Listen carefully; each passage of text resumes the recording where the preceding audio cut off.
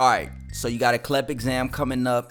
You absolutely need to pass because you spent hard-earned money on this exam, $75 to $85 if I'm not mistaken. You definitely don't want to wait 3 months to retake this exam because that's what's going to happen if you don't pass. And I know you don't want to be in this class for 8 to 12 weeks when you can be done with it in like 2 hours. All right, listen, I know it's a lot of information. I know you might feel like you don't really know where to start studying or know what to study exactly or how much of it to study. I totally get it. But before I go any further, let me introduce myself. My name is Mark West. I'm the founder of StudyWithMark.com, formerly known as CLEP Guinea Pig. Over the last 4 years, I have had the pleasure of helping thousands of people pass their CLEP exam, and I promise you that's not an exaggeration. If you give me 60 more seconds, I'm going to show you something that I guarantee you have not seen before when it comes to studying for these type of exams. Not the whole enchilada. What do I mean by that? Don't overextend yourself.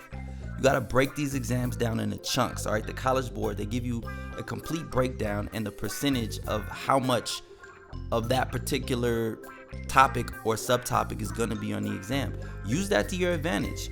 Take those chunks, focus on the biggest chunks, because it says right there on the website, you're not going to know all of the material. You're just not. It's too much stuff.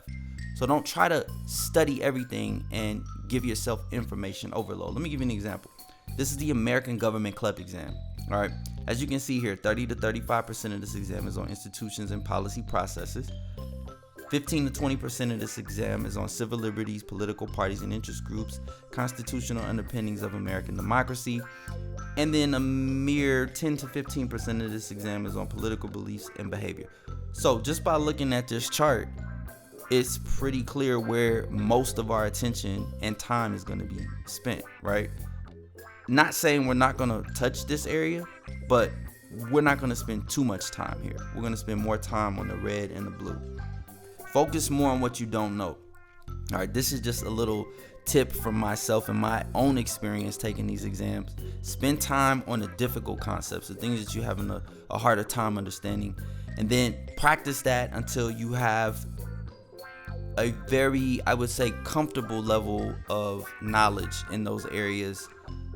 And then just keep refreshing your memory. All right, muscle memory is a real thing, and use it to your advantage because it works and it's going to help you out.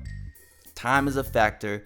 I know this seems obvious, but listen, I've even fallen victim to this as well.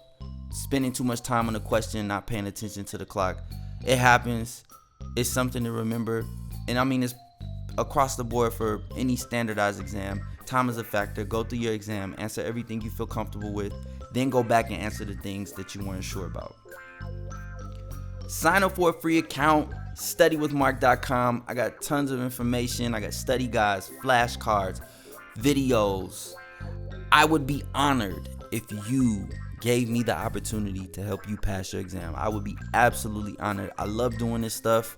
I love helping people, and I want to help you. So go ahead, sign up for a free account, and I can't wait for you to pass your exam.